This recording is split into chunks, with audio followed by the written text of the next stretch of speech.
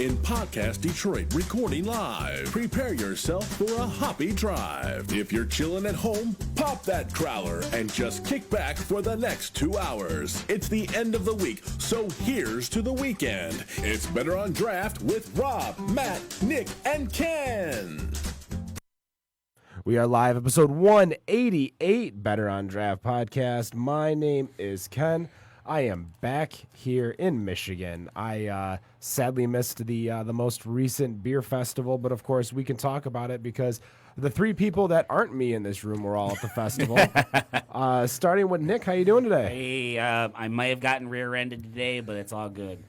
Why would you get rear-ended? Because I was trying to get into a roundabout. This car comes just rounding it at a high speed. I stopped so that way I didn't get into an accident. Lo and behold, that the guy behind me Didn't stop. Didn't stop.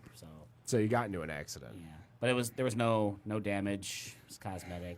Those are always the nice ones. Yeah. I got rear-ended by some like 16-year-old girl. So I pull over, she pulls over. You could tell she's in complete panic mode. Oh yeah, I bet. And I'm like, calm down. Absolutely. It's okay. I look and I'm like, there's no damage here. No, we don't need to call cops or parents or anything.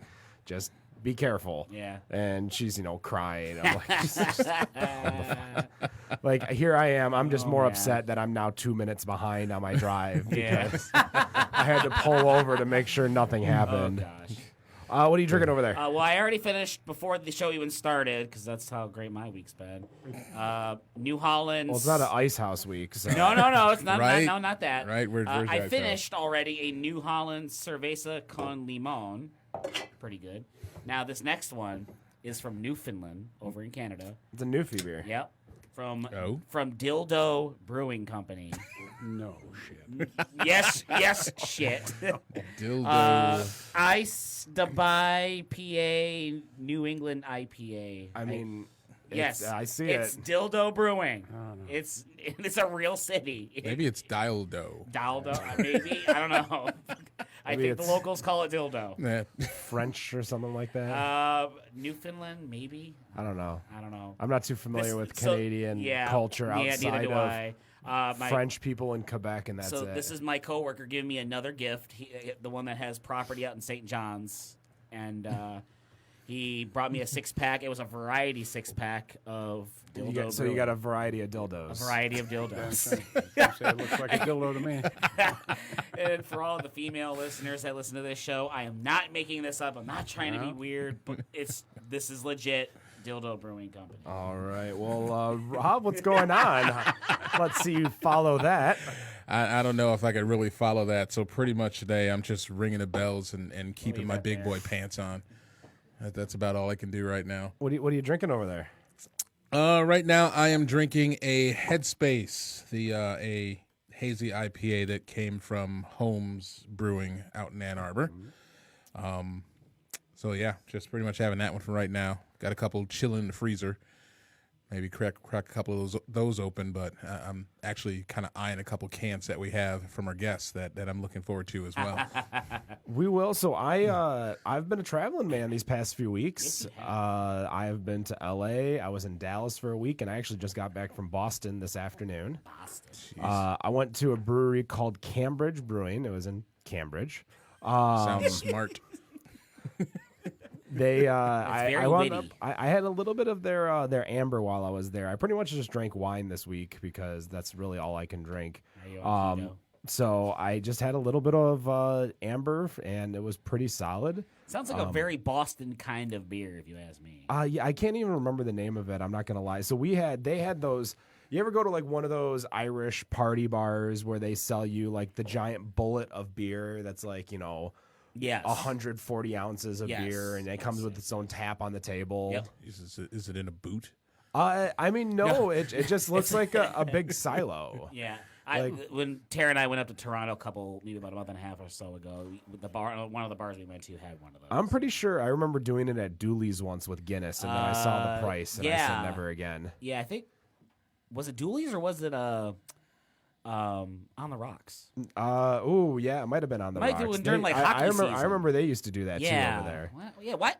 On the Rocks, why don't you do it anymore? Well, if they're Secret blades. listening, Yeah. they'll I doubt they'll it. go.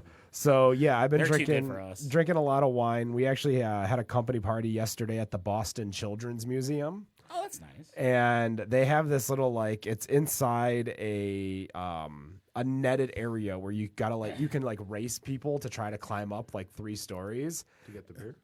There was no beer at the top. They did serve Lame. alcohol. They had people walking around on stilts, it was this giant carnival type party. Yeah, it was very very At a adult at the children's children's museum. Yeah, I yes. was about to say beer at a children's museum. Yeah, there was beer and wine, no liquor, sadly, which is probably a good thing because I was getting pretty loose with the wine, that's for sure. Interesting. But yeah, so it was a lot of fun to do that. So now I'm just drinking my vodka and sugar-free Red Bull. Definitely need the energy because I have not. I've slept in my bed one night in the past 2.5-3 weeks. Damn. So it's it's gonna be nice when I finally get to that part of my night tonight for sure. But we do have a guest in studio. We do. Why don't you introduce yourself? Where are you from? What do you do? Hi, my name is Ed. I'm with the Salt Springs Brewing Company in Saline, Michigan. And what's your position there? Well, I'm a partner, founding partner, and the brewmaster. Excellent. Excellent. Very So cool. easy first question. What was the first Salt Springs beer? Oh, yeah, actually, we got together on June 5th, 2015 to do our inaugural brew. And so we brewed the biggest beer we knew how, and that was one of my homebrew IPAs. And we nailed it the first day. And one of my partners, Mark, said, this is like being 3 kids in a candy store. And, it really felt that way. And so that became the name of our first flagship IPA, 3 kids in a candy store. 3 kids. If it works, it works, right? Yeah, people, Yeah. people say, "Oh, give me a kids," and you see it on the menu, or we shorten it to say "kids" and "kids beer." And, all the parents go like, "What?" What is your current lineup? How many beers do you have on tap? We have 14 taps. Okay. We've got 2 tap towers, one in the bar and one out on the in the beer garden that we open on weekends in the summer. We can seat 75 people out in the beer garden. It's quite nice. I've got actually since that June 5th, 2015, we opened our doors July 31st, 2015 with 6 beers. Oh, okay. And today I have 34 unique recipes spanning probably 20 or 22 world styles. So, Wow. yep. And my focus, really, our focus at Salt Springs is mostly examples of traditional beer styles. And The true to style kind of. yeah, exactly, Okay. exactly.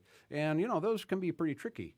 You got to know the history of the beer. You got to know the science of the beer, and you have to be a little bit artistic to make sure that you can, produce something that comes close. We buy malt from all over the globe. As long as somebody doesn't screw up global trade, we'll continue to do that. And so we have fun with our IPAs and our stouts, but for the most part, we really hew pretty close to the traditional style. Cool. And it's funny because they have to be right. And everyone has said that we have industry in our neighborhood that brings European natives. And I can just imagine, when their American counterpart says, "Oh, you got to come over to our, brewery and taste the beer that you drink at home." And I can just go imagine the guy going, "Okay." They come in and they go before they leave, they come up to me personally and they say, "Very good job, thank you." Well, that's a big difference in regards to Americans versus Europeans in regards to the styles that they want. We as Americans gear more towards the bitterness, the more bitter hops, the more piney, whereas when you go to the Germany, Belgium, those types of beers, you're going malt heavy, malt forward, beers that aren't necessarily relying on the hops as much as the malt to make a biscuity more flavor. Because if you look at the more keen European styles, you're talking your English brown, your Dunkel, even when you get into like the Hefeweizen, like these types of beers are not the styles of beers that Americans fawn over. Because if you look at, what we do here now, it's a New England IPA. It's just your standard West Coast IPA, regular IPA. That's just what we go over. So do they, when the European counterparts, come into, do they try the IPAs, or are they going straight for? Okay. We've had, I guess I can't drop the name, but the CEO of one of the major Japanese auto companies was in town for a new release, and for his company. Yep. And he came in and he said, "You come, we work for me. We open a brewery in Japan." And I said, "Well, no, wait a minute. We do a joint venture." And he chuckled, and but he likes our. I mean, that's some praise right there. It's just Yeah. basically say, hey, I want you to put a brewery back home with me. Well, Japan struggles from the inability to homebrew legally, so Right. they don't have the type of culture that we have in the United States. And of course, when you go into Europe and stuff, like they're not necessarily homebrews; they're just pubs that make their own beer. Everyone has a beer that does. Well, actually, today, had it not been for the craft brew industry here in the United States, all 50 states you can find craft beer and homebrew supplies and stuff. But it turns out there are 26 countries across the globe now that offer craft beer, and many of those countries you would think are the origin of brewing. Germany, Great Britain, South Korea, Italy, all over the place, and South Africa. And they've all based their business model on the American craft brew industry. Really? Yeah. We actually, this would have been the summer solstice party when we were live at Kunin. We actually had a guy who owned a craft beer store in Japan. And they drink a lot of West Coast beers because that's the quickest and easiest beers to get in Japan. So the Japanese, at least where he was, they love West Coast IPAs. But when they get the West Coast IPA, it's going to be 60 days already. It's kind of like when Matt talked about how when we get Alaskan beer is already, 45 to 50 days in transit before it even hits the shelf. So we could never here really make a like an Alaskan IPA that we would probably go crazy over. But they're also one of their main beer is an alt beer. Like that's a crazy to be your number one selling beer. Because that just doesn't exist anywhere in the rest of the country. There is We no do a nice alt beer. We do. I love alt beers. Like alt beers are one of my favorite styles. Because I think there's definitely a right way to make it. And those who like enjoy ambers, reds, those who will enjoy like a Bell's Amber, a Killian's Irish Red, to be honest, an Amber Bock. Like these are the types of beers that if you're looking for something dark but not heavy, like an alt beer, in my opinion, is probably like one of the best beers you can have. What's the name of your alt beer? Salt alt. Salt alt. And I guess the name kind of fits it for sure. we also do an English mild. And an English mild is a very, very low alcohol beer. And it's what the common man drinks in Ireland or in England. And we've had a lot of world travelers that say they've spent a lot of time in the British Isles or Great Britain, and think it's quite accurate. Well, we see English mild as the first thing that we think of is Dragon Mead. I was about to say Final Absolution, but it ain't Final Absolution. No, not Dragon Mead. Excuse me, Motor City Brewing Works. Oh, duh. Ghetto Blaster. Ghetto Blaster, of course. Yep. Okay. That's still my favorite. Like my grandfather saw all these beers in my refrigerator, and he's like, "What the hell are you drinking?" So I gave him a sip, and he's like, "Go get me a Busch Light or whatever we had." I think we had like Miller Lite maybe. That was in the fridge because we would always carry. Like I would always have like craft beer for myself and people that wanted to try it, and then I always had the light beers for the people that would never try. What are you guys drinking that I see? I'm feeling a little. We're the dildo. Yeah, we're drinking the dildo right now. And it's Suck on. it's not going down well. this joke is going throughout the whole damn show. This is gonna go on for the next 6 times I bring it. Yeah, in. it's very like at the end, it's just very sharp and just I don't. It's tough to describe because it's. I mean, it's not bad. For me. It seems like it starts clean, and then it just kind of builds up to this point where it's like this. Like back of your tongue. Yeah. Kind of thing. Yeah. Like I don't like that finish. Well, I got 5 more others that we're gonna have to try. Well, Not with You're me. drinking them all? What the hell? No, not to me. Yeah, it's a very light body, and it has a lot of hop bitterness in it. why don't we open up one of the cans you brought here? sure. I see. Yeah. I see Yeah, two. 2 really big cans. sitting Well, in front of us. we probably ought to start with the Easy Goes It. It's our example of a German Gose, and this is our first batch, and it came out, I think, Your first batch of this Goza or your first Goza you've made here? first Gose I've ever made. Oh, okay. Yeah. Or No, that? Okay, the yeah, Goza. yeah. I don't want like You don't want any I don't want a dildo? New England IPA, let alone a bad New England IPA. Not a bad New England IPA. I mean, if someone offered it to me, I would just like thank you and drink it, but I wouldn't buy It's it. not Want a more? New, it's I not know a it's New good. England IPA. It's more of an American IPA. I think it's got too much bitterness in it. Yeah. Well, there's a few New England IPAs that Travis makes over at Old Nation that definitely come with the bitterness. Boss Tweed. Yeah. Boss Tweed, definitely. Greenstone. Greenstone. sure. That was the one that I was. Cart horse. But too often the New England IPAs have zero bitterness. And, Yeah. And how can you call that an IPA? Well, there was the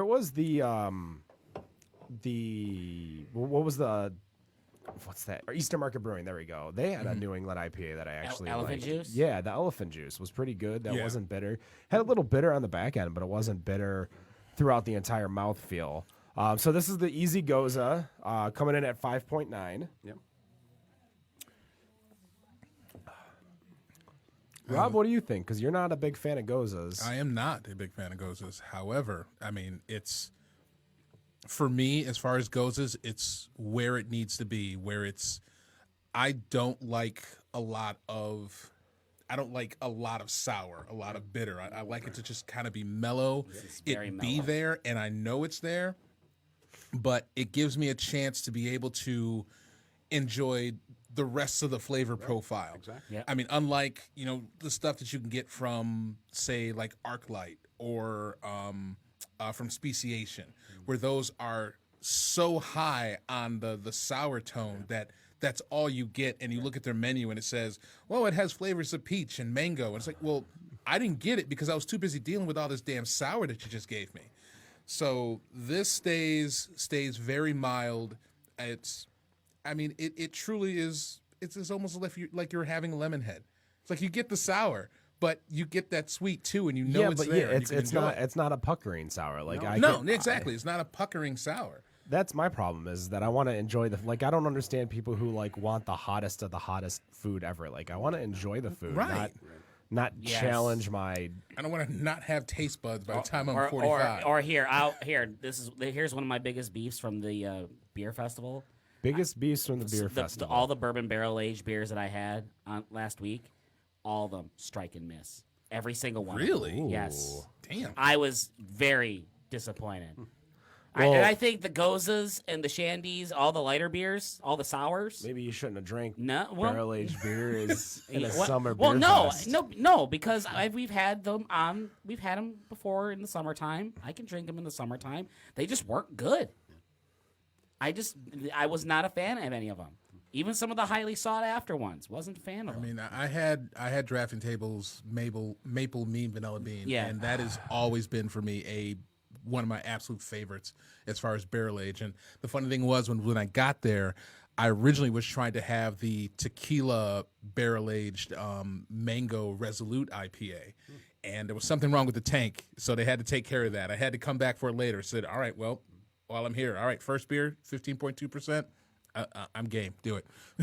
Well, one of the beers that you picked, if you go to Better on Draft, we had a blog of the 6 winners in the Michigan Summer Beer Festival.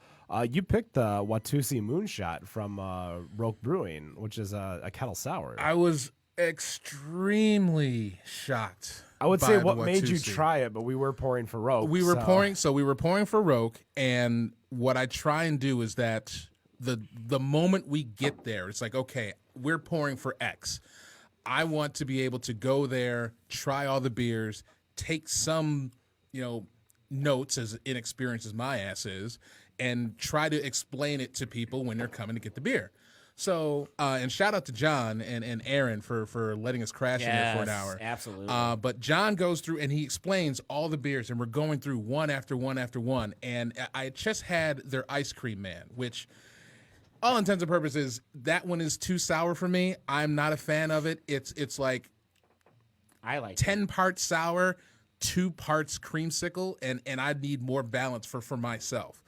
So I just had that, and then he goes, okay, here's a Watusi Moonshot, and this is a kettle sour, and I'm just thinking, oh, shit, here we go again.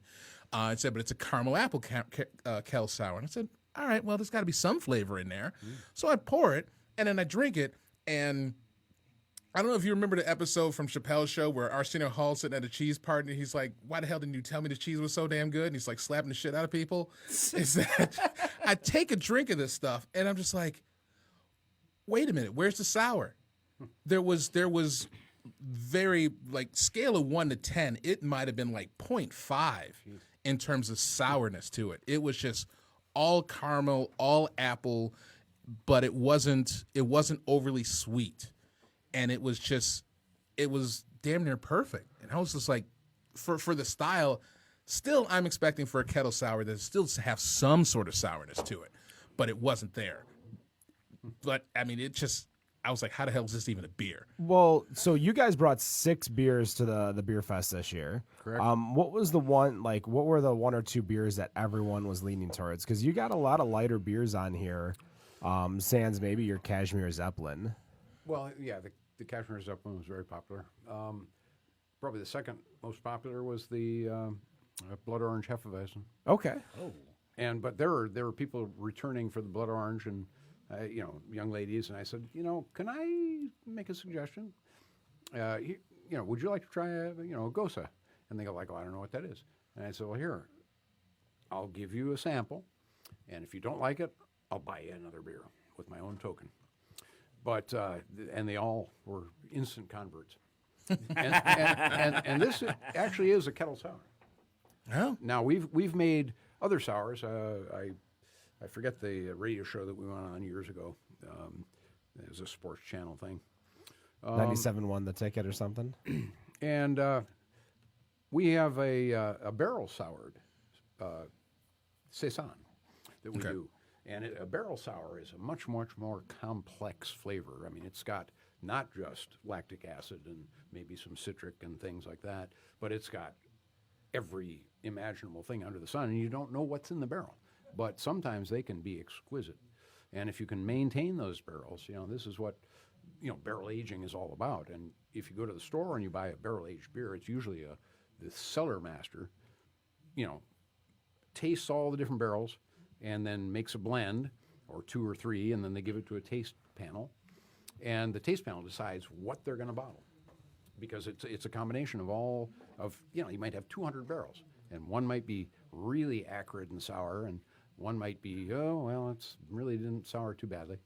And that when they blend them all together, they get something that's fairly consistent. And I was going to say, I was curious how they make consistency when they have so much variation capabilities. Right. I think that's what, because I remember doing the tour at Dragon's Milk, and I think that was what they said that they do, is that when they go through all of those barrels that, they just pick the ones that it actually turns out the best in, and it's just blended all together. Yeah, that's almost, Is that what absolutely. the other Dragon's Milks are probably the fails? The triple mash is a failed Dragon's Milk. Triple mash is not a failed. I love triple mash. I'm just saying they added adjuncts to the Dragon's Milk. They took maybe whatever the bad ones were and was just like, all right, let's add some stuff in and see what populates. I got a Dragon's Milk here. You want to taste that failed one? No, that's all right. I'm okay. I'm happy with my my Easy Goes It. I'm happy with my vodka. I'm happy for the fact that if all goes to plan, tomorrow I'm going to head over to North Center Brewing over in Northville, Michigan. Oh. Go say hi to Kevin. Go say what up, Cody? Play some shuffleboard. Yeah. The hand shuffleboard. Yeah, the hand shuffleboard, that's for sure. Go drink some delicious beer over there and hopefully not get bothered about their point of sale system.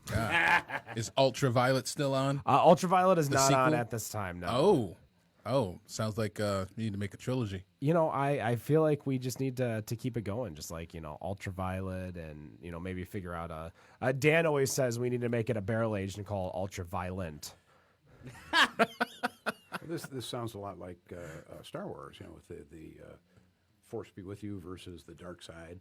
Yeah. There you go. Well, what do you call it? Ultraviolet Did is very the Star Wars beers Eternity? They had Was that Eternity? it was Eternity. They had the brown ale series Okay. of all the they named each of them like episode 1 through episode 7 or whatever. For some reason, I was thinking it was Canton Brew Works. No, but, it was Canton Brew Works. They might have done something like that. But They I just did. know it was They did the Eternity. Infinity series, which was going off of. Yes, they did the Infinity Yeah. series. No, I was arguing about the ultraviolet because, of course, you know, hop oils are photosensitive, and so why would you call a beer ultraviolet? It just, you know, Oh, to we me, just it would just turn me off. it was an alt beer, so it's ALTRA, ultra. That's where you got it. That's fair. Gotta have the puns, right? Right. Yeah. I was gonna go. It's like we both. It's like inhaled. So talk about the like where you guys are located. It's very. Having been there once before, it was very surprising when I had pulled up and GPS said, "All right, this is your destination," and I'm looking at the place and I said, "Am I in the right place? Because this doesn't look like a brewery." We're in downtown Saline, Michigan. It's about 8 miles south of Ann Arbor. It's actually a bedroom community of Ann Arbor. So, you know, the population and the demographics are fairly well-to-do. We were able to purchase a 100 and, well, today it's 120 years old, Methodist church, and it's quite the edifice. Beautiful stained glass windows, and and we were able to renovate the building to become a microbrewery and a full-service restaurant. And yeah, it's a pretty classy place, I think. It's pretty huge. We can seat, well, let's see, 215, 118 on the main floor, 28 on the mezzanine, and 75, so about 200 plus. Yeah. Total. And our kitchen is so tiny, it's a nightmare. But What's your food program looking like? Like, what kind of food do you have? well, all of our food is scratch made, and we have an executive chef, and we have a full service menu, entrees and daily specials for lunch, and also separate daily specials for dinner. You can get pizzas. We have a stone hearth pizza oven. I haven't eaten anywhere, but rare occasion at home, for 4 years, and I'm not tired of it yet. So Well, that's good. Does your menu continuously change, or it rotates, Okay. with the seasons and things, depending on what vegetables are available, But we have a prep crew comes in at 8 in the morning to get ready for lunch at 11:30, and also prepare everything for the evening menu. So, talk to me about the Summer Beer Fest. What was your experience? This is obviously not your first. You've been there 2 times now, three times. Yeah. Like, what's your experience going to these Michigan beer festivals? Well, it's a hoot. I mean, it's always fun. I have to be polite. You don't have to be polite. No, technically, you don't have to. I mean, you just Well, have to worry about Out of respect, though. yeah. Well, see, I don't get out much, and so I'm very, very used to my own brews. And I guess I would have to say that it may be partly that I'm just used to what I drink. But I've gone to the beer fest, and I don't understand people that go to the big breweries like Founders and Yes. Bells, Bells and all that shorts. stuff. You can get that anywhere in the country. Why would you come to the Sure. beer fest and pay an exorbitant price to To taste beer that Yeah, you can get that you at your know. local store. Exactly. Yeah, right. And I think there's a lot of us, and I think we all in this room actually share the mentality that you find the diamond in the rough by going to some of these smaller breweries, smaller maybe medium sized. I just feel like you can get more drank if you don't wait in line. Yeah, I mean, it Drank is or true. drunk? I'm not sure which. Oh, either or. both. Well, Yeah, both. the only time I've ever really waited in line at a festival, I accidentally started a line at Pigeon Hill talking up one of the brewers. Your And mama I French looked, toast. I looked behind me, and there was a line, and I'm like, "How did this happen?" And sure enough, it was for like a Your Mom on French Toast yeah. release. So I'm like, "Well, I might as well just wait, the 5 minutes now, because now I'm not really waiting in line. I was just more, talking to the guy and drinking." Yeah. But yeah, like I always go under the impression whenever I'm out there, especially the big festivals where the beer is a little more spread out, like the summer festival, is the second that I'm out of a beer, like I go into a tent, I look for the shortest lines, I look for a brewery maybe that I never heard of, and Maybe something that's something off the wall, maybe. yeah, well, I'll try to like menu shop, going through, looking at the board, seeing what catches my eye. Usually I just go by styles, look for like specific styles depending on what I'm feeling or what I want to drink at that time. I usually stay away from like the barrel aged stuff because usually I'm the one that has to drive too. So I do my best to like look at low ABV stuff. Or what's nice is that a lot of brewers, like I always tell them, just give me a half pour.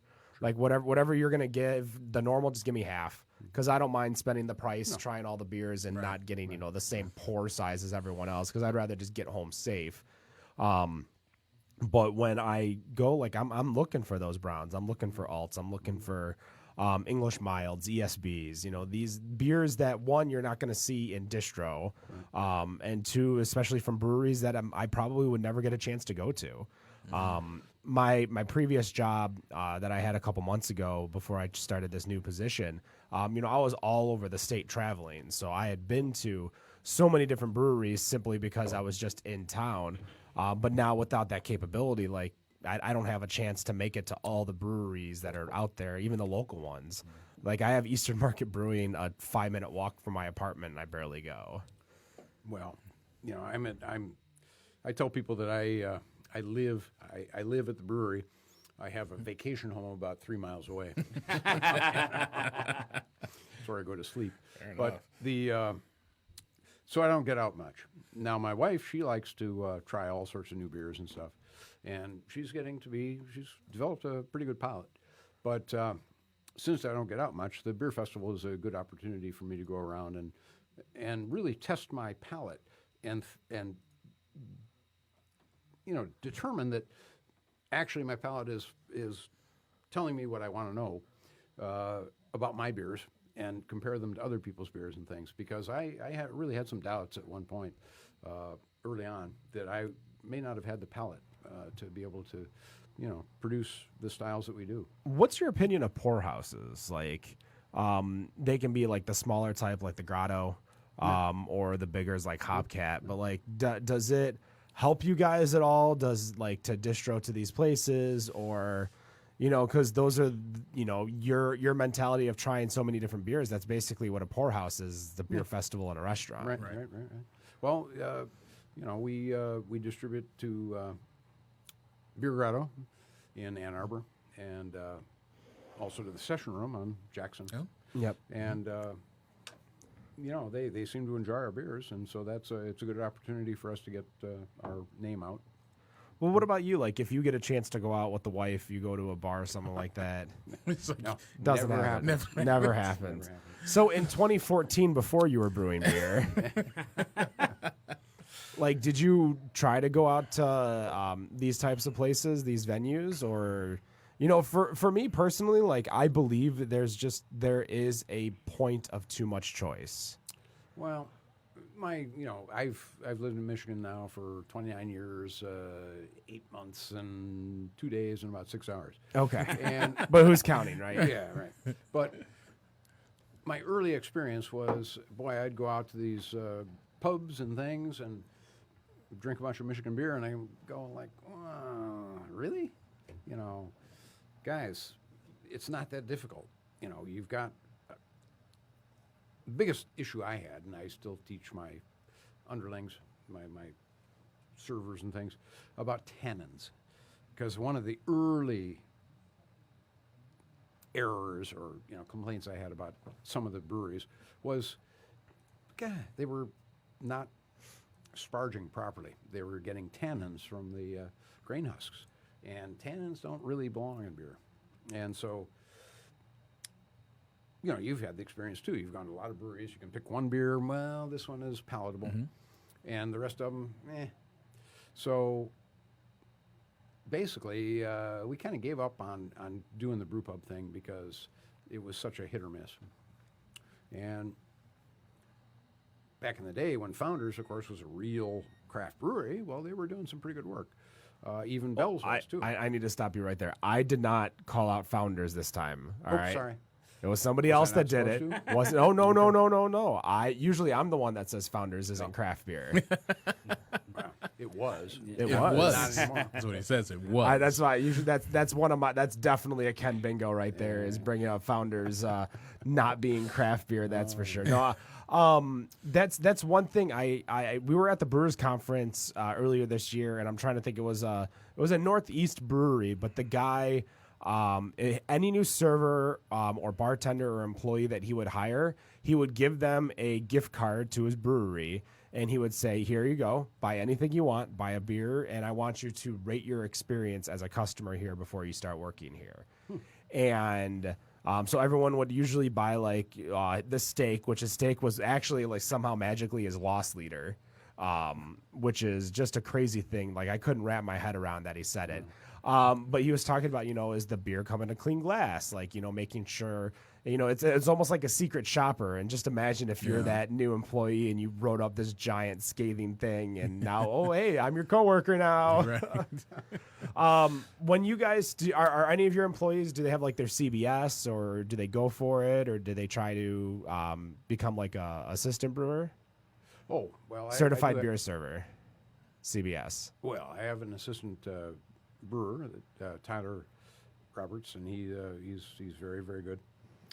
He got he took a 2-semester college class from Central Michigan. Okay.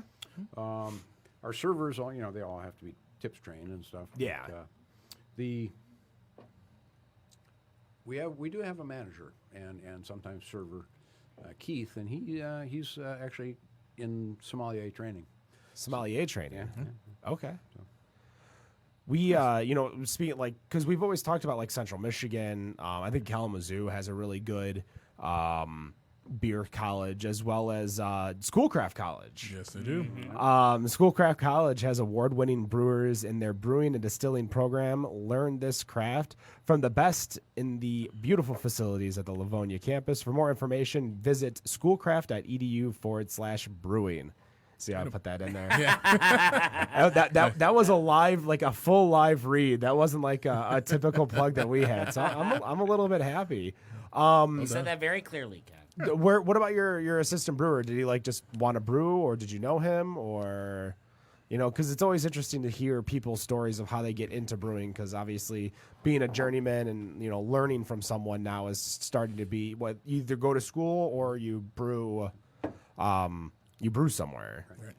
Well, Tyler, submitted a resume and came in for an interview. And we interviewed the young man, and we were so impressed. We said, "What are you doing the rest of the afternoon?" And we took him downstairs, and we did a brew. So, Do you guys remember what you brewed? oh, no, I don't. I'm sorry. But he just fell in love with the place, and he's so excited to learn. And he's really one of our prize employees. All right. So what I'm going to do is I'm going to cut that and send it right to Tyler. And just be like, No, he knows it. We know it. This is for your review. Download the episode, Tyler. in case you get yelled at, Tyler, use this as a reference. So we're actually going to take a quick break. As always with our breaks, they are sponsored by the Ferndale Set.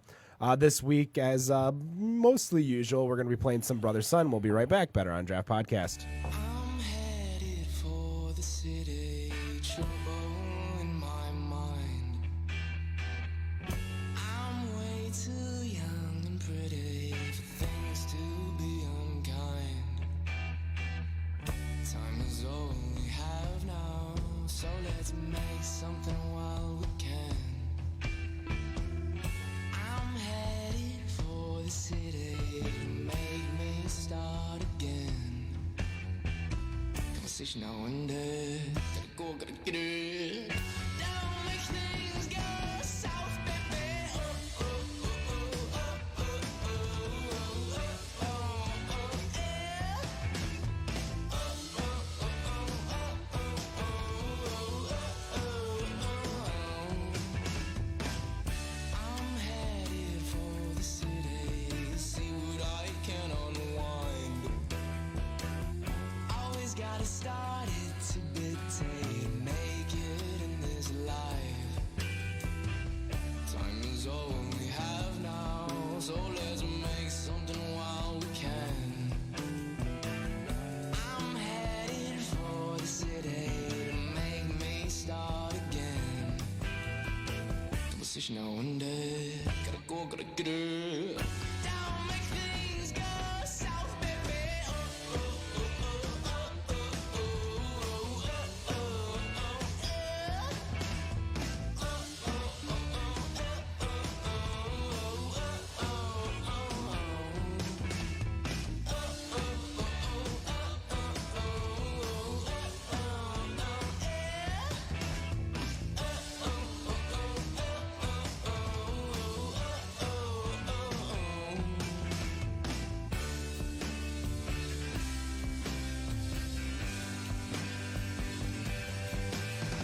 These eyes ain't looking back home.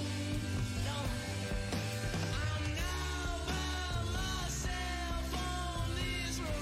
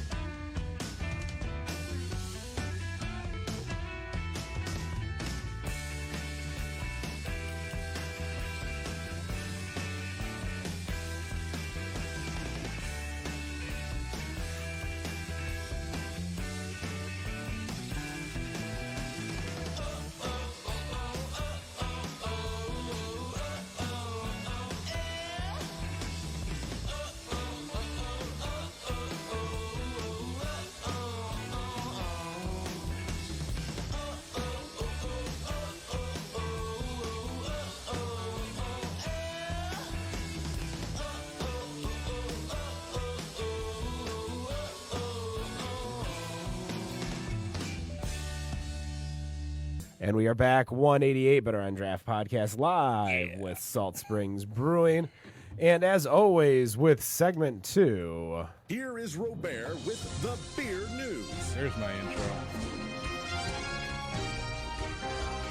I spent a lot of $5 on that, so I will take that with all of that $5. Yeah, I It's bet you would. still, I think the first time I heard that, I was just completely shocked. I mean, such an honor to have my own intro. can I ask you guys a quick question before we go into the news? Yeah. Sure. So, I don't get it, and I'm hoping you guys do. Oh boy, here we go. What is up with the boba trend lately? What? Boba. What's boba? Bubble tea. What's wrong with bubble tea? I didn't know that was a thing. It's a huge thing, especially if you go to any, I guess you could say, Asian portion of a city. Like I went to Little Tokyo in LA a couple weeks ago, and driving because I was working for a boba company with my company, and I had to go to 5 of them. Between bobas, like the company that I went to, there was a good 25 to 30 boba places, and I'm not exaggerating. Like there would be a mini mall, like a little strip mall, and there'd be 2 or 3 just in that. Like just the fact. So the reason I bring it up is that boba, there is a brewery, actually a beer factory in Malaysia that is selling boba beer. A beer? A bubble tea beer. A bubble tea beer. So they have butter beer, Guinness milkshake. The butter beer is with Kirin Ichiban, Guinness milkshakes with Guinness, strawberry lime cider, which has apple fox cider, and watermelon, which has tiger beer. So wait, so what are the bubbles then? Tapioca. No. It's like putting lactose in IPA. No, it's Yeah. I think mean, it's a little more concentrated than just putting See- lactose in the liquid itself. I do not have a problem with the occasional cup of bubble tea. I mean, there's I wouldn't say it's much of a trend here because it's tougher to find the places here than I would think there. I mean, there's one that's in Ferndale, that's right at 9 Mile and Woodward. It's called Detroit Bubble Tea. Don't get it that often because the shit is expensive. It's just like getting a medium of one of those damn things is $6.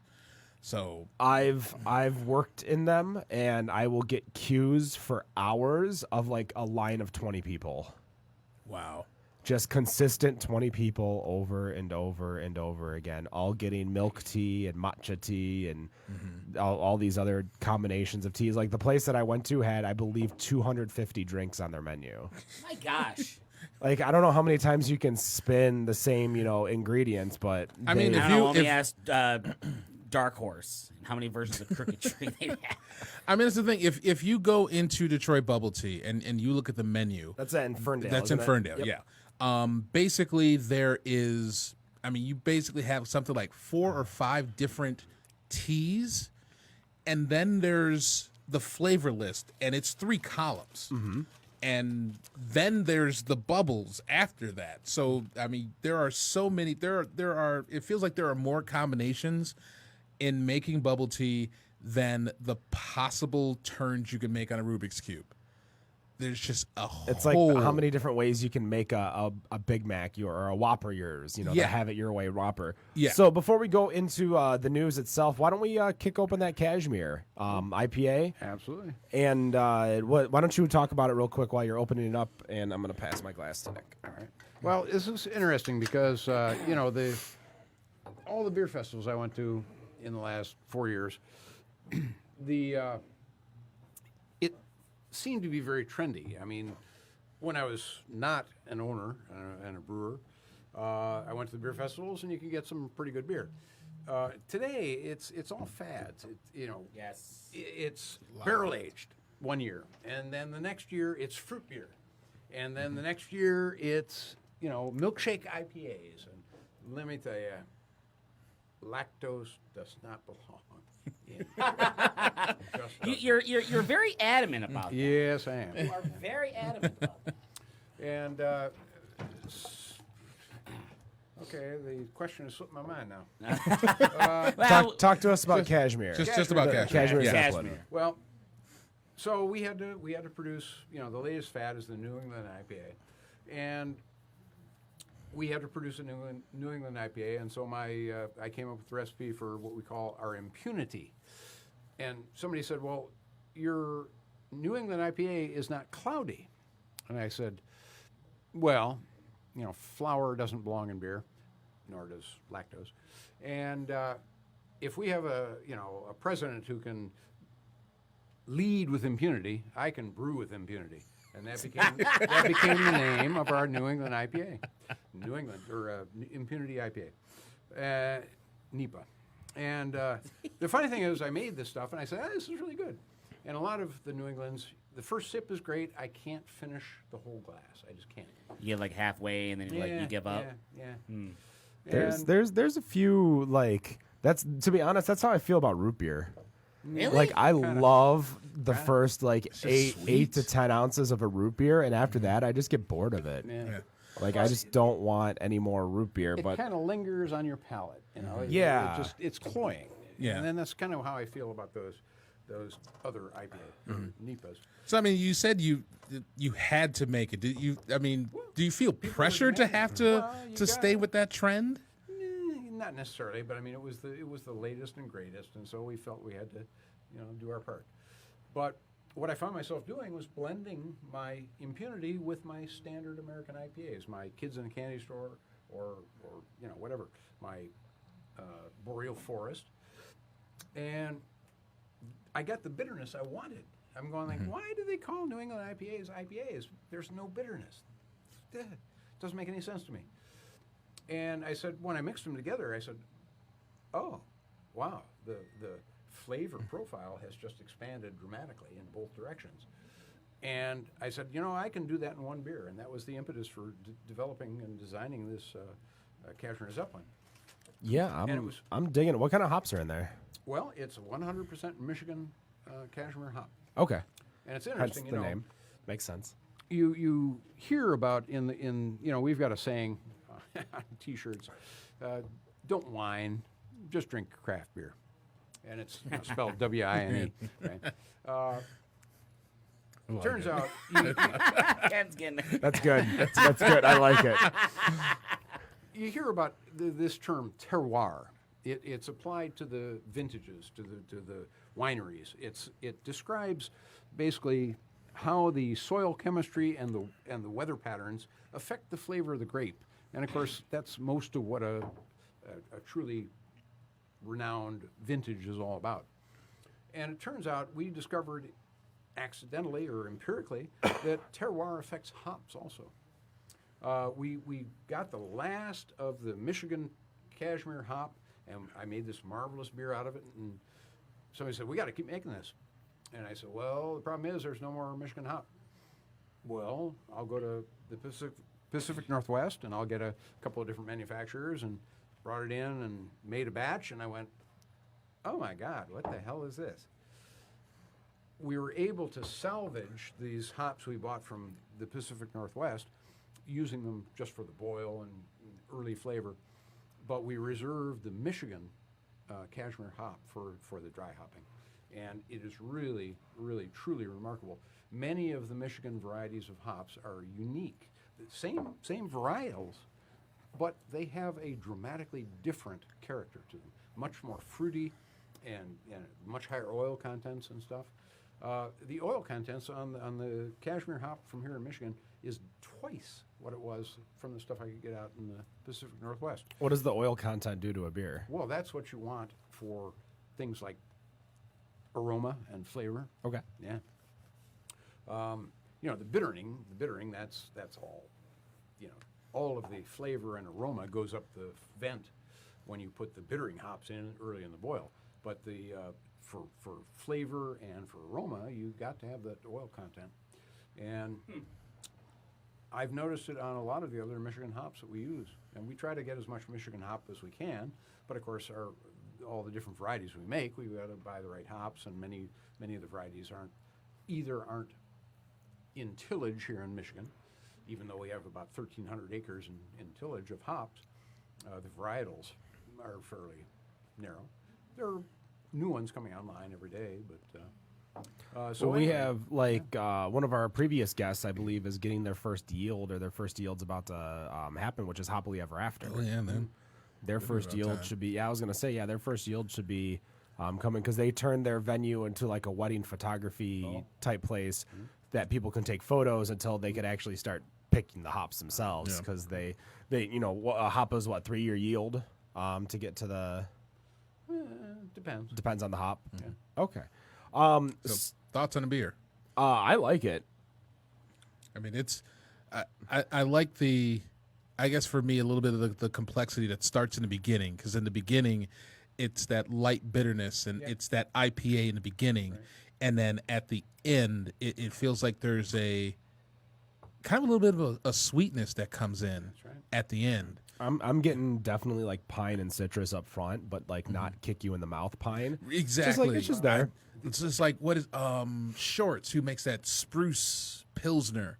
Like, I don't want a beer that tastes like Up North, but which of course for everybody who knows, Up North for me is 15 Mile. But I mean, it's not. It's like there is that light pininess that is there. Just as you said it, I couldn't put a word to it, but just as you said it, that's what it is. That it's a very light pininess that is there, and then it just comes with this nice kind of crisp but sweet finish at the end. That just it just has a balance. Well, I've always said that I want a little bit of bitterness in my IPA. So, but the bitterness we get in the Cashmere Zeppelin is fleeting. It's not like the California IPAs where it just clamps The on your West tongue. Coast, yeah. When you wake up in the morning, you go like, "Oh my God, what the hell did I drink?" But and the reason we called it Cashmere Zeppelin, of course, is it's all 100% Michigan Cashmere hop, but it finishes just like you described. It finishes with the melon and when it gets a little bit warmer, the tangerine, and it's a very light flavor without the initial hop bitterness, and it's kind of like a Zeppelin, you know, an aircraft, dirigible. And so that was what gave me the idea to call it Cashmere Zeppelin. I may have to listen to some Plant and Page later. Before we get into the news, I also want to. You said it like 3 times. I know. No, it's fine. It's Give him fine. his spot, man. We're doing good. We're doing. Keep it going. I've got a lot of stuff I want to talk Yeah. about. I haven't so been much here chest. in 2 weeks. Well, no, this is one thing that I think, in Michigan we definitely have a different view of it just because we're a huge boating state. But when you guys, obviously beer is better on draft, but given the option of can or bottle, like, do you guys have a preference of what you're drinking out of? No, absolutely. The can is superior. Can is superior. I went to the industry conference, the very first one I ever went to, the Craft Brew Industry Conference in New Orleans back in 92 or 93. It's called the Brew Bayou. And we had this class on, aluminum cans. Oh, just horrible. And we did a taste test. This is draft beer from a stainless keg, and this is beer from a can. And they did a blind test, and everyone could pick it out. But the coating technologies today for aluminum cans are superior. They've become world class. And today, there's no question, you want an opaque can because hops are photosensitive. And if you don't want your beer to start tasting like a Heineken, brown glass is okay, it's not great. Green glass, you're wasting your time. And the only reason that, Miller can put beer in glass bottles is they don't use hops. They use a hop extract. Well, they use triple the hops. No, That's what they told us. They strip the offending oil out of their hop extract. Yeah. What about you, Rob? Can. I absolutely. I mean, basically everything that I've been getting lately has been in can, and so there's been a few occasions, being on the lake and just kind of sitting around, just have a can, and it's just so much better. You don't want to break a glass bottle? Oh hell no. Nick? I'm gonna go with can. I mean, same reason for Rob. Everything I've been getting is can. I mean, I brought mostly cans today. This was wonderful in a can. This was, we'll touch. It was down dildo-ish. It was dildo-ish. The Goza in the can. That was without question superb. So. And Ken, I will categorically state, as a metallurgical engineer, that was my former vocation. Hell yeah. The can is infinitely recyclable, and glass, not so much. They're having trouble trying to recycle all the glass that we, throw away. So here I am about to say glass. So the reason I like the bottle over the can is that I would prefer a smaller tap in regards to a can, like a smaller mouth hole for when you pop the top. My problem is that just my ability to throw down beer like it's water. So when it comes out slower, comes out easier. That's why I prefer a bottle over a can, just because I can't drink a bottle like I can a can. Now, depending on the size of the can, like you get a big can like a Miller Lite Tall Boy, I'm going to still go slower. But if you gave me like a 12-ounce Cerveza, what was it? Cerveza Con Limon. Con If Limon. you gave me a 12 ounce of that versus a 12 ounce Miller Lite in a bottle, the Miller Lite's going to go down like candy. Yeah. Like just water, easy, simple. And not because it's Miller Lite. Like you could give me, I know New Holland, the Poet, they do that in bottles. Yeah. I could crush that Cerveza so easy, but the bottle is just going to be a lot slower for me. Well, there's always the Playtex nipple. I was thinking of maybe just bringing around like a baby bottle and, help me, just add all that oxygen too, kind of like the end of a cigar, all that extra oxygen you take in. But what was interesting when you were talking about the weather changes, and I can remember, so back in the, mid 2000s, like I was big into cigars.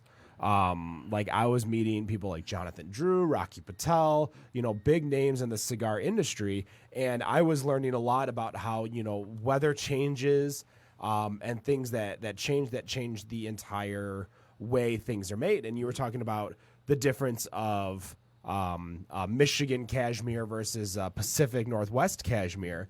And that's the kind of things that you notice when you're smoking a cigar, because a lot of the families go to the Dominican, but they still have operations in Cuba. Well, in the U.S. at that time, you couldn't get any Cubans because, the embargo. Right. So the only time you ever could get Cubans is if you went a mile south to Canada. True. But for me, like, looking at how much money they invested in the technology to create the consistency of the Dominican cigars, because what they noticed, these families, so Fonseca, Romeo y Juliet, Monte Cristo, these families realized is that America was the #1 purchaser of cigars. Yep. So either you can keep yourself in Cuba or move to the Dominican, move to Nicaragua, all these other countries, but trying to match your cigar taste in a different, as much as it's not that far away from each other, in a different climate, different area, different soil, different, matching it. And that's kind of what we talked about with Tenacity, because we had Tenacity on almost about a month ago, and they were talking about how the water continuously changed because obviously they're still filtering their water, before the lead issue, and now post the lead issue. They had to change a lot of their recipes and stuff to match with the water because the pH level and everything was always going to change. And that's also what we talked about with Travis when we had Travis and Brew Detroit on, and how they wanted to make Detroit M43 right taste as if it's the exact same as M43. M43, You got well water versus Detroit River water. Right. Those are two completely different waters. So, I mean, people couldn't tell the difference. Straightforward. I mean, water chemistry is. I mean, the way that they said it took them about 3 to 4 batches to get down the flavor of just changing water itself. But I think that's also what we talk about while we give some props to Budweiser, Bud Light, these companies that have multiple Infinite consistency. Yeah. Yeah. You could have a Budweiser in Texas and it tastes the same as a Budweiser in New York. And that's, to have that type of consistency is crazy. But if you also look at their R&D, it's infinite. I have to do for every beer style. I tell people I give a tour, and there are 4 beers. There are 4 sources of flavor that come together to make any beer on the planet. Okay. You got your specialty malt, the 10 or 15% of the specialty malts. Sometimes, I liken it to Coca-Cola. They have their secret recipe. And if you want to you can make pretty good beers out of generic malt. I kind of call American and Canadian malt generic. Because if you want to make a world style, and you want it to taste the way it does where it's made, you got to buy the malt, the specialty malt from that region, because these maltsters, these family maltsters that have been doing it for hundreds of years, have a secret recipe. And it turns out, so the 4 sources of flavor are the specialty malt, the hop, of course, the yeasts. You can't make really good variety of beers using a house yeast. You just can't do it. They all taste kind of the same. And Where do you guys get your yeast from? oh, well, we buy it from a couple different suppliers, but I handle 8 or 9 different varieties of yeast. Okay. I don't use a single house yeast. I can't. That's the one thing that I like. If you've never been to White Labs in Asheville, White Labs allows you to see what yeast can do to a beer. Oh, yeah. Because they will brew the same beer 3 or 4 times with 3 or 4 different yeast strains, and you could see just understanding that type of difference, because nobody knows. So people show up there and they're eating the food and they're just drinking beer to drink beer, but paying attention. yeah, they're not paying too much attention. Mind you, I was 3 sheets to the wind when I got to there, but I bought 2 alts there because they had 2 different alts with 2 different yeast strains, and being able to taste the difference between the 2 was it just blew my mind how one, because you just don't think of it, you just think it's an alt beer. That's it. But now I have the exact same alt beer with 2 different yeasts in front of me, and they're 2 completely different flavor profiles. As much as they both taste like alt beers, it's those little things that make your mind just explode with, like, how does this happen? And that's the one thing, like, I could never get, like, I have a garbage palate. Like, I'm just being, like, up front street right there, garbage palate. Science, man. I eat like Science. a child. I had today, like, so this week I was at work the entire time, and I literally, this was breakfast every day was bagels, croissants, and fruit, which I can't eat any of those. Lunch for the last 2 days or 3 days was either sandwiches or pizza. So I've been having a struggle because I not only am I eating keto, but I'm eating like a child on keto. Oh my God. Jeez. Such a mess. Rob, what's something in the news going on right now? All right, let's get through a couple of these. Actually, I'm going to go through the simple ones, and I think we should leave the trends ones for the next segment, and Okay. just open on that one. So I'm going to start about good old Anheuser-Busch and them getting themselves into a little bit of trouble this past week after a 3-year investigation found that the beer maker SABMiller, which of course was acquired by AB InBev back in 2016 for about $100 billion, apparently they had used duplicate barcodes on its beer bottles supplied to New Delhi city retailers that year, allowing them to pay lower levies. So as a result of this investigation, ABI has received a 3-year government ban from selling any of its products in New Delhi over the allegations of tax evasion. Now, according to Reuters, ABI is definitely planning on appealing the ban. They're claiming that, quote, the Delhi government's allegations related to operations of SABMiller prior to its takeover. But, of course, obviously, with that, even doing that appeal, they're still going to be on the blacklist. So as it stands right now, in the capital of India, ABI is not allowed to sell any of their beer in the capital for 3 years. Now, I mean, obviously, being India and being one of the most populated countries in the world, I believe they would be number 2. I could be wrong. Of course, I don't remember. But with it being that big, but of course, then ABI being as big as they are, does it seem to you guys that it's that big of a hit that ABI is going to take? That it's just because, I mean, from what I'm reading, it's just the one city, but it's New Delhi, India. I mean, it's a pretty big ass city that they're losing business to. So, I mean, you think they're going to take any type of? Is this just going to be like a, just a, oh, you know what, blank check, we don't care? Or, do you think they're actually going to take a really big hit on that? Well, you had a number in this article, and it said that. Oh, never mind. It's how much AB InBev was acquired for. I thought that was the number of how much beer was sold. No. So looking at the great websites, in regards to like market share, United Breweries is one of the biggest market shares within the country of India itself.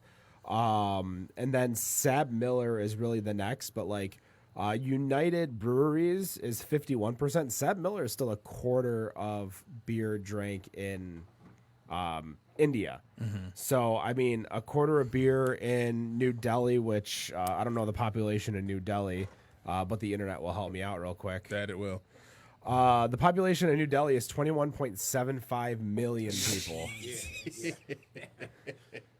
A lot of beer. That's a lot of beer. That's a lot of beer. And that's for 3 years, too. 3 years. Now, of course, obviously, if they win their appeal, but I mean, we don't know what the appeal process is going to be in India and how long this is going to take. I mean, for all intents and purposes, it could be 2 years before they even get into court. So, I mean, So by that time, it's by that time, it's probably moot and just like, you know what, it's just going to be another year. Just deal with it. So fun little fact is I'm kind of like reading a little bit about alcohol in India. India prefers harder liquor than their beer counterparts.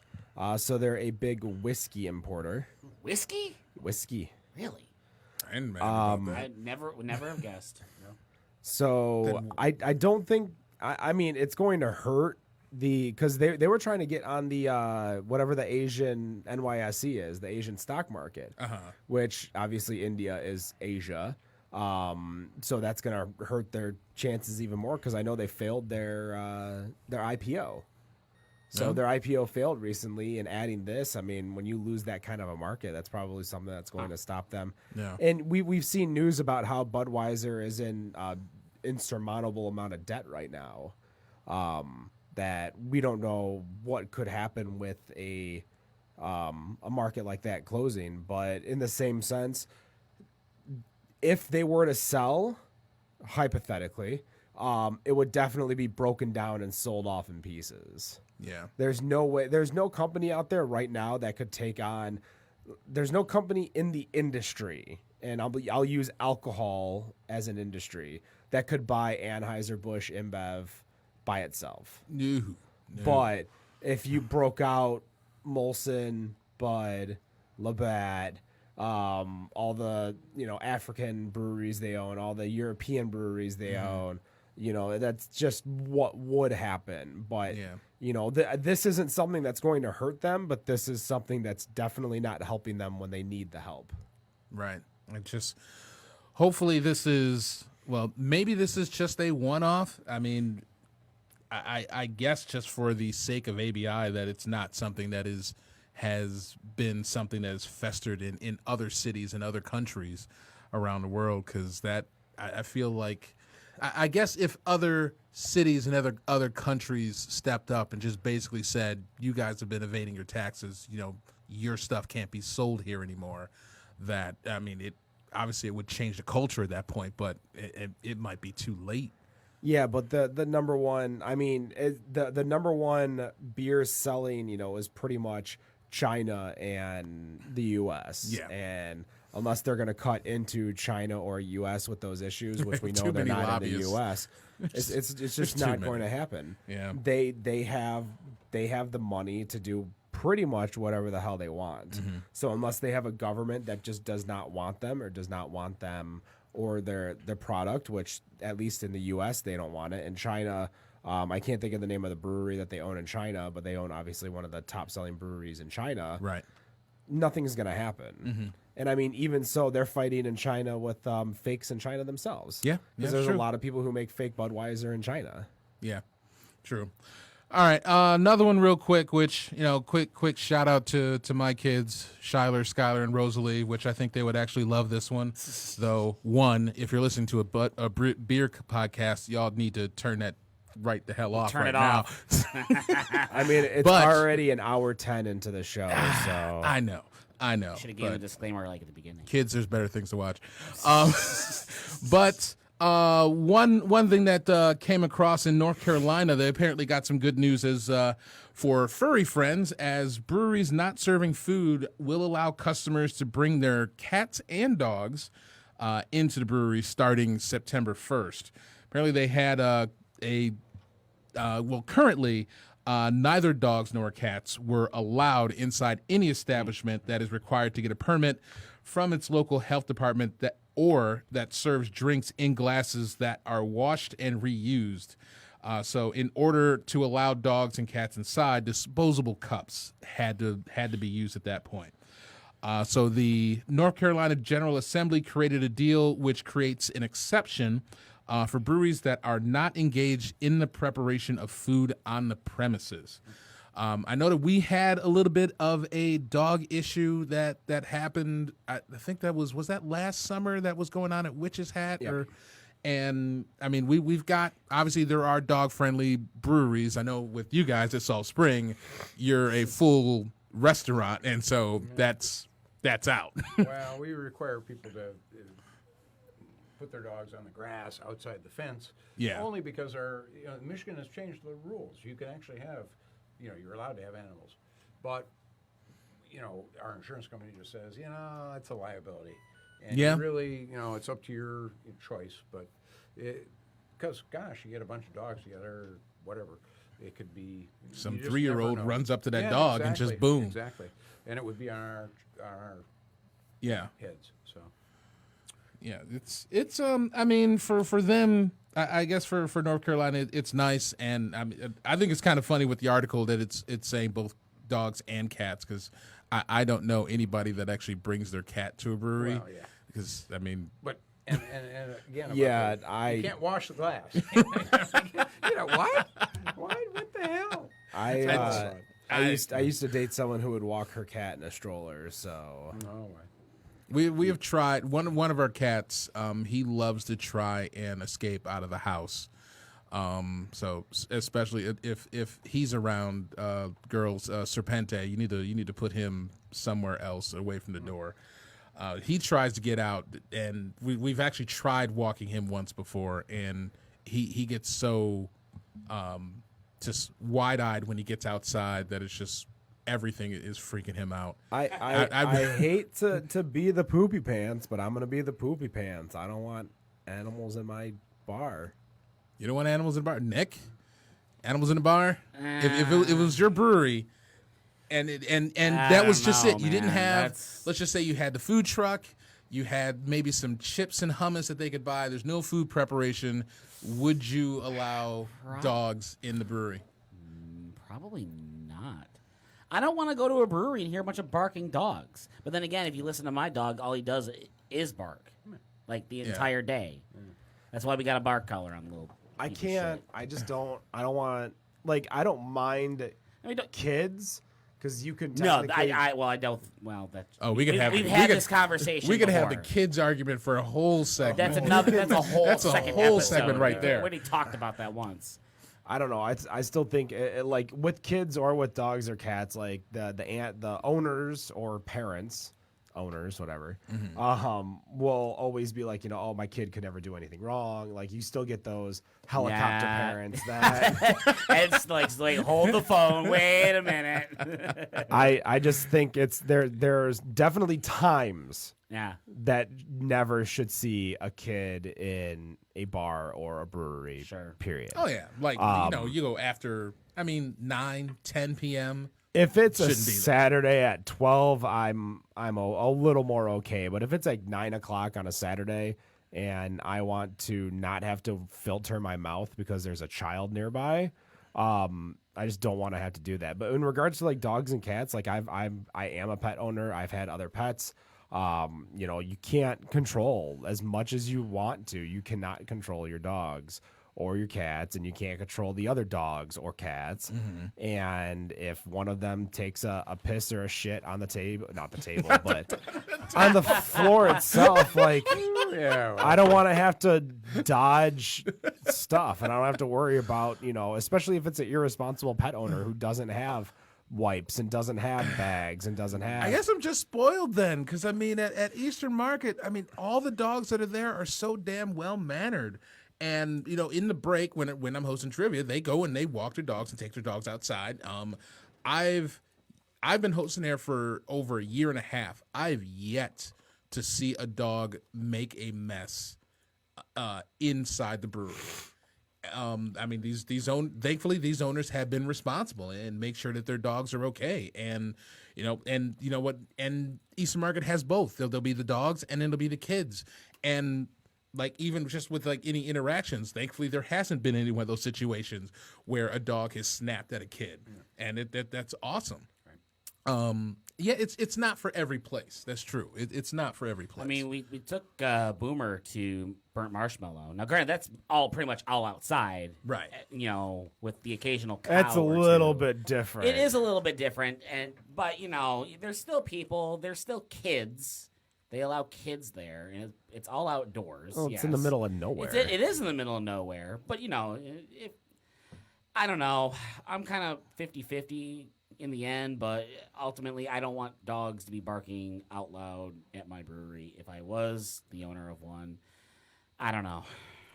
Guys, we're going to That's take a me. quick break. We're going to be right back with segment 3, Better on Draft Podcast.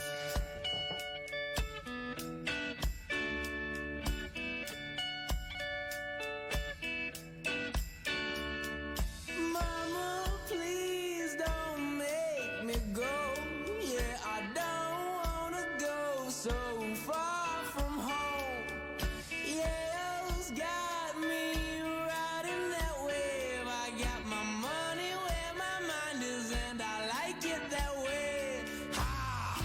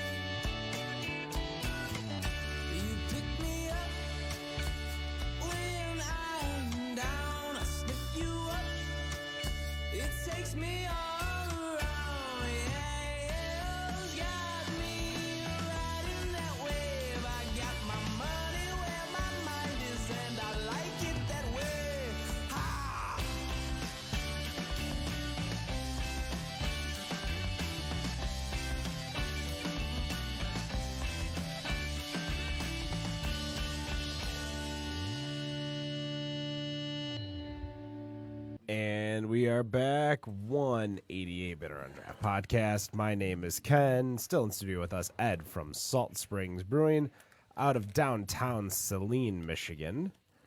Rob, how you doing over there? Just drinking some water. Just drinking some water? Yeah, catch me while I'm drinking water. Well, we're live. Yeah. coulda- Oh, hey, you, hey. You Oh, could have drank shit. the water prior to being live. Sorry, I wasn't paying attention. I wasn't. I'm sorry. I'm back. So what did you want to talk about? I wanted to talk about worst beer trends. There was an article that came out from So Ed said VinePair. lactose in beer. Go. Lactose in beer, and actually, I think in the article, I believe lactose in beer was one of the responses. But VinePair had asked 20 brewers, what are the worst trends in beer right now? And actually, the very first one from Brandon Tolbert, the owner and brewer of Short Throw Brewing, very short, lactose in IPAs, not a fan. The very first one. Damn. And Damn. as Ed said, that lactose does not belong in IPAs. But that apparently with the milkshake IPAs, that seems to be the thing. But again, they had basically gone through these worst trends in the beer industry, and I figured we'd go through a couple of these and kind of gauge opinions on these. So Corey Gargiulo, the GM from Evil Twin Brewing, he said ratings on apps and websites have taken some of the human element out of craft beer, leaving consumers to rely more heavily on these instead of conversations with bartenders and brewers. Thoughts? Are we relying too much on the Untapped, the beer advocate? When was the that last time rate you ever beers? bought a beer because of a rating on Untapped or a rating that was promoted by a bar or brewery Myself? or beer store? Never. Yeah, I've never looked at like a rating of a beer and like, oh well, I must buy this because it's good, or oh, this is rated 4 point something. I have to try it. No, I just Never an Untapped rating, maybe a picture. Because I'm like, oh, that looks kind of cool. Or, oh, I might like that. yeah. I mean, I've probably but bought beer never- based on a photo. But never, ever based on a number on a social media app. Ever. Oh yeah, but you get people that leave. Oh, you yeah. know. Yeah. You get the one, you get the, we call them CBYs on this show. Okay. Been a But, while since we called yeah, them we that. haven't said that. I figure we bring that back a little bit. Yeah. But we get those people that, will leave the disparaging Right. comment on a beer when they probably Don't know anything about don't know anything about it, or they don't appreciate, Right. That style. that like- style. It's like Amazon ratings. It's like somebody gives something 1 star Yelp because ra- it showed up 3 days late. Yelp It's like ratings. I want the rating of the Product, product. not- yeah. I don't want the fact that you got it 3 days late. Just was the product still good? When it comes to products on like Amazon, I do definitely look at the 1-star ratings just to see what people have said before I buy something. yeah. You have 'Cause- to take them in context. Yeah, Yes. like as much as something might be like 4.5, 4.8 stars on Amazon, like I'll look at the 1 stars just to be like, why did you give it 1 star? Was it a good enough reason? Well, I look for trends, easily broken or easily, whatever reason. Just reliability. Yeah. Yeah. Like I have an automatic cat feeder, and I looked at the 1 stars, and a lot of them were like, oh well, it sucks the battery really fast. And mind you, it's still like a 4.8 star rated, but I'm like, wow, that's a pretty big negative for it. And it does suck the battery fast, so I have to buy a bunch of D batteries. Oh, jeez. Hey, Yeah. Costco. I don't have a Costco membership, so I got a Sam's Club membership. You just let me know. okay, I'll let you know when I need some D's. There you go. Throw some D. I mean, we already had one in the can. I just bought a Cadillac. Just throw some D. All right. All right. All right. That's the one rap song for the day. Oh, jeez. Another one. Chris Gilmore, brewer at Lone Tree Brewing Company. Seltzers in breweries. He understands the desire to diversify, but thinks it will leave a negative impact on the integrity of the industry and says that low-cal beer or non-alcoholic options would be better. Why not everything? Yeah, well, yeah. Zima. Why can't you diversify your production and have everything? I mean, Atwater just announced Atwater just announced theirs, yeah. theirs, and I think it just was released yesterday, if I'm not mistaken. Like, I want to be able to invite that was the big thing, especially a decade ago when you tried to invite friends to a brewery and they might not be beer drinkers. Like, having the options of different things like ciders, liquors, meads, etc. I was like that with Dragon Mead. That was the first like craft brewery that I went to, and me and Ken have a mutual friend, Ryan Brown, and he's like, "Yeah, you got to go check this place out." And at the time, we were drinking the Labatt Blue, the Coors Light, the Killians. Brown was definitely all about Guinness. I was not about it at the time, but this was a big deal at the time. Like, okay, this is something completely different than what I'm used to drinking, and that was the gateway. That was the gateway. I mean, place. and I guess the thing I'm thinking is with really just with the seltzers. I mean, the low cal beer. I mean, if it's something that is being offered that someone who comes in, as a craft beer drinker who has a friend who doesn't drink craft beer, if it's somebody who likes seltzers, then that's great. You're gonna have that other option, and that other person is going to drink it. They may not use that as a gateway to go into craft beer. It may be the only thing that they show up there for.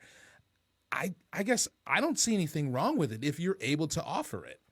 I mean, it's there. I mean, if you have a low cal beer to someone who is not a beer drinker, a low cal beer is still a beer flavored beer, one way or another. If you have something that has a different flavor profile that somebody will enjoy, that is not beer and will come to visit your establishment in, so I think it's okay. We have someone who actually is an owner of their establishment. Yes, Ed. That's where I was going. The seltzer, the hard seltzers are definitely one of the biggest trends in beer, flavored malt beverages in the country right now. Zima. What is your general attitude now that craft breweries are starting to make these in their establishment? Obviously, you had the Atwater just announced theirs. Perrin has Clear Coast, and there's dozens more. What are your thoughts? I haven't tried them. Sure.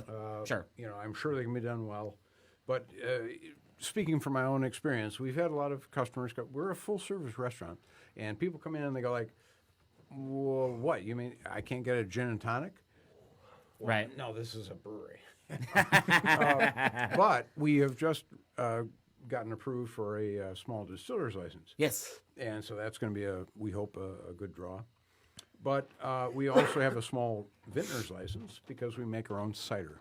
Oh. And so we, people that come in that are gluten intolerant, well, I can't drink beer.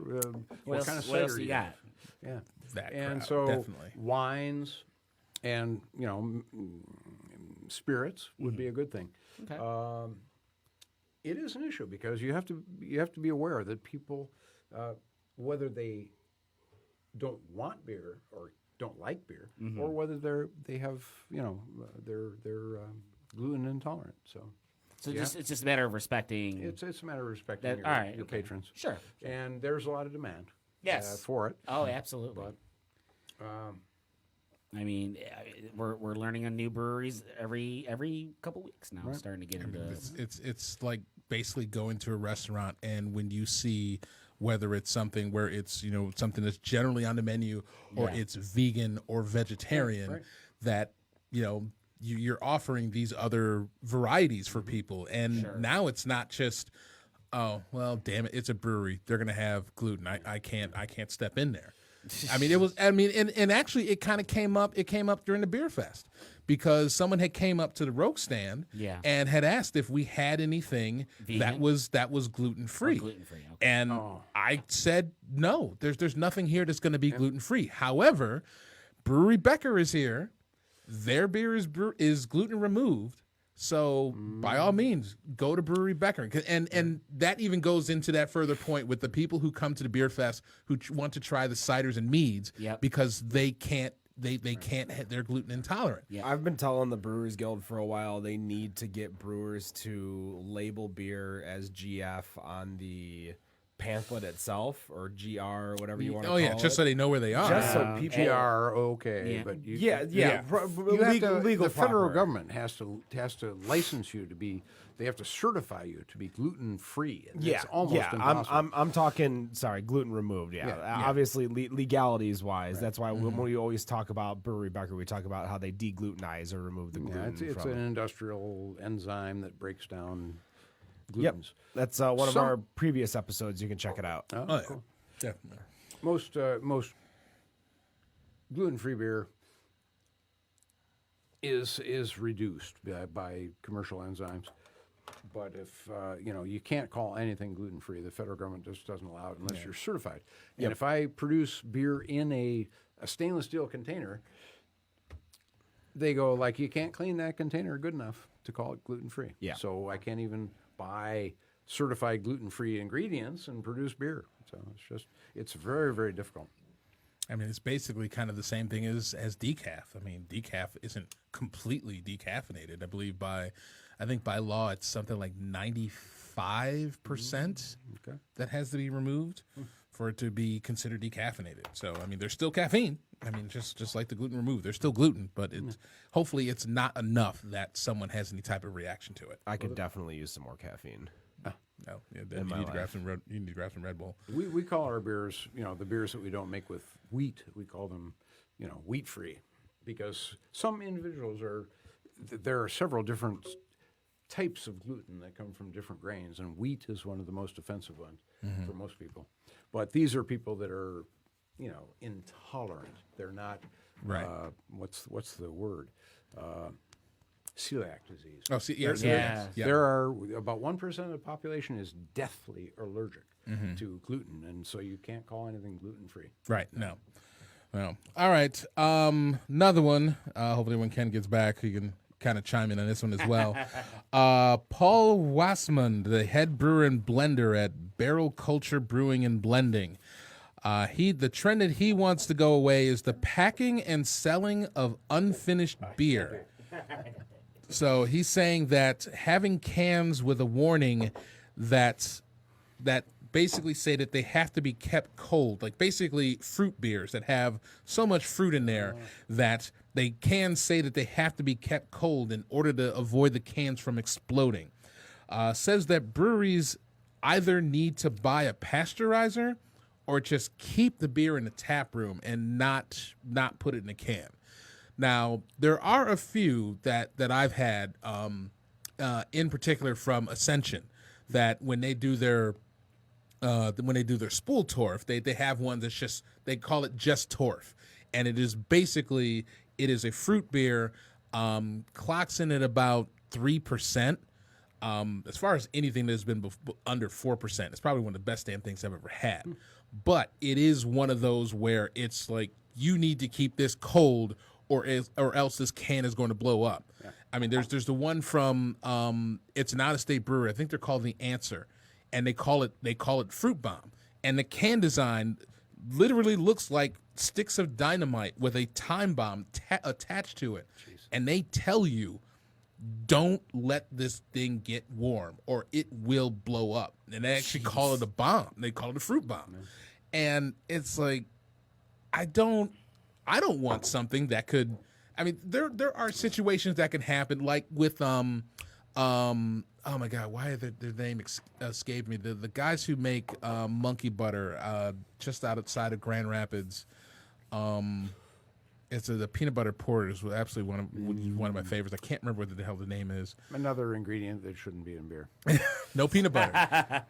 But they had a situation where they had just started putting their peanut butter porter out in distribution, and their cans were exploding on the shelves. Wow.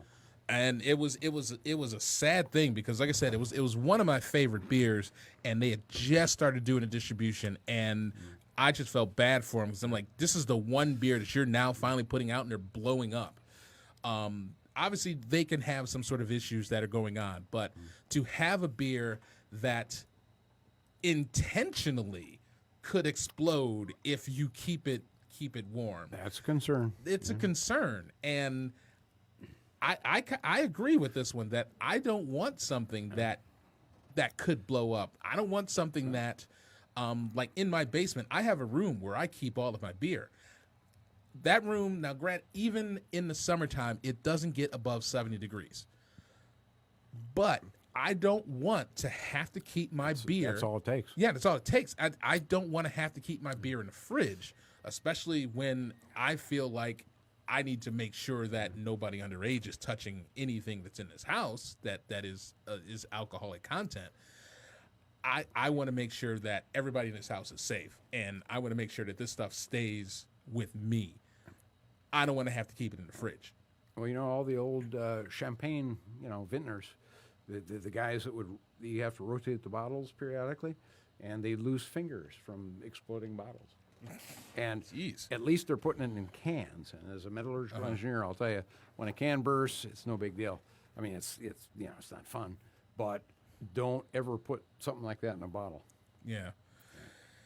Yeah. So, fruit beers, exploding cans. Should this one go away? It's Jaden James Brewery, by the way. That's what I was trying to think of. I can't believe their name was escaping Monkey me. My butter. apologies to them. That was definitely one of my favorites. But keeping those. Flash pasteurization would be good. Yeah, it's. I mean, and like for some of the breweries, especially from The Answer, is that other brewery, it's definitely gimmicky for them because of their can design and them making it look like a time bomb that it will, and they have it right on the label. This needs to be cold. And I remember I actually was picking up some for our former host, Angela. If Angela listening, hi, miss you. And the guy basically, he bought it from the brewery. I think the brewery was out in like Virginia or Pennsylvania, like just like out East Coast.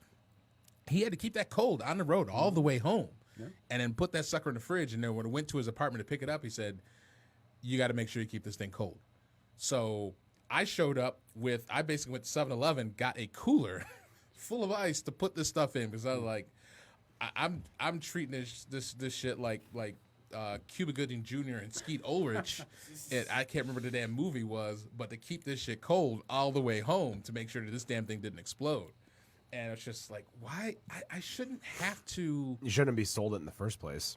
Yeah, that's true. Damn, that was blunt. It's like I shouldn't have to basically, I don't know. Concerned. It shouldn't have to be concerned with trying to get this beer home and hoping that I don't get Explosion in the back of your in the back car. of my car. Exactly. All beer deserves proper, care and attention. But yeah, that's unreasonable. Yeah, it really is. Do all you right. drink any Go beer ahead. that's not yours? Very rarely. What do you reach for? Oh, it might be something like Two Hearted, but it's not what it used to be. So I'm frequently disappointed when I reach for something that I used to think was okay.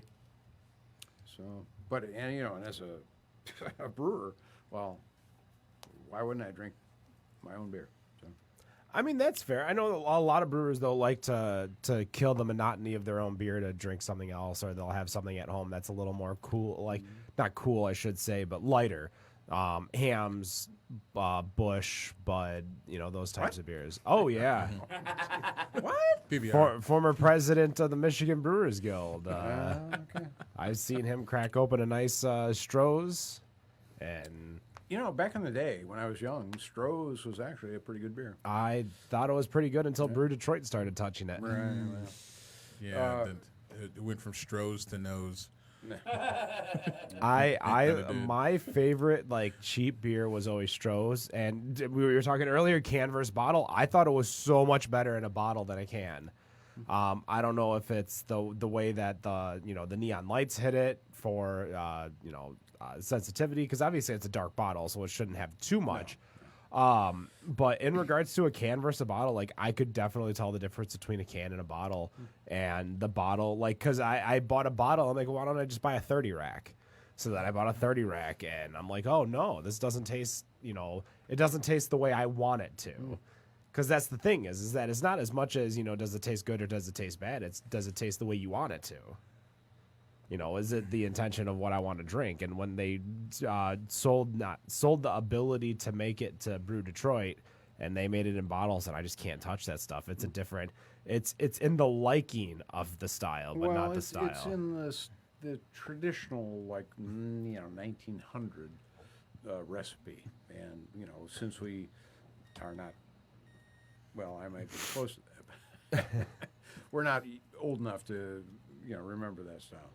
Well, Rob, you remember that style. Right before Prohibition, you could probably drink it. Oh, yeah, when I was messing around in the Dust Bowl. Yeah, I remember that shit. Are you counting my gray hairs right now? I don't know, about as many hairs as I have. Exactly. Let's go over this last one before we head out. All right, last one before we head out. This one comes from James Higgs, who's an intern. He is an intern at Forager Brewing. And he's saying one of the trends that he wants to go away is that there's not enough minorities, blacks and Hispanics, drinking craft beer, and he wants to see more diversity in the industry. I think I was looking at an article, and I need to find it again because I came across it, and I cannot find it again. I got to go through my Chrome history. But I believe that the article said that as far as the minority makeup of craft beer drinkers was something, it was either between 5 and 7%. And that's not a whole hell of a lot. I feel like there is a lot of good beer that's out there. I think there's a lot of stuff that can be enjoyed. And I think there's a lot of breweries that are out there that blacks, minorities, Hispanics can go to and can feel welcome to being there. Mm-hmm. Absolutely. I think what I feel personally is that when I walk into a brewery and I don't see a lot of minorities there, that it's, this kind of sucks. All right, well, I'm going to enjoy the beer. I'm going to enjoy the food. And I'm going to try and find a way to get more people in here and enjoy it with me because this should be shared. Right. And as long as it is a welcome and safe space that, Absolutely. hey, this is where we're going to go. I also think that if there's obviously, shout out to Kuma, who is busting his ass over at Cultivate right now. Yeah, I know Kuma. Kuma is the man, and I have been privileged to know him for relatively the last 6 years, and he's doing his thing for sure. I think that, and I think he, just not really speaking for him, but I think he would kind of say the same thing, is that, there's not a lot of black people that are in the brewing industry, and it's not sure if it's something that it's something that is desired, or if it's just kind of we don't know how to get into brewing, and we don't know what it's like to be a brewer, what it's like to actually be in a brewery, and just to be able to actually pass that experience on to other minorities to say, hey, here's a brewery. This is what it's like. This is what the beer's like. Let's get your ass off of Miller Lite, and let's try some shit. Well, I think a lot of it is welcoming minorities into the community, but I think it's a lot. The things that need to happen is basically folks like myself and Nick to be inviting.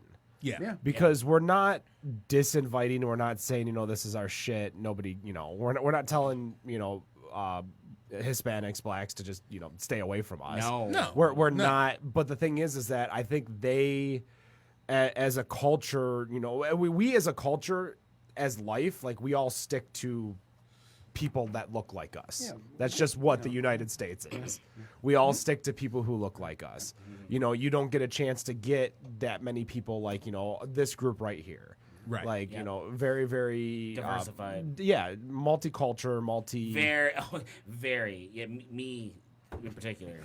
But that's the thing though is that like when you don't have Mediterranean guy over there. when you don't have someone, because I mean obviously the friends who are yours that are black, you talk about beer all the time, so you talk to them about beer, so you're reaching out. Yeah. But it's getting more people within the community that drink the beer to reach out to the people that are like, hey, you should try this type of beer. You should try that, as opposed to just sitting on our hands. Right. I mean, shoot, I was the one that was saying I wanted to be on the Brews Brothers show coming up.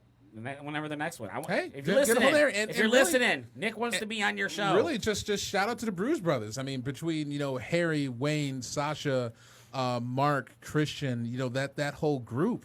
That I mean, it's awesome that they every other show that they're actually going to a brewery, and to get that their own exposure to be in a brewery and see what it's like and enjoy the company, enjoy the camaraderie and the ambiance, and say, hey, it's okay. Come on out, enjoy this shit.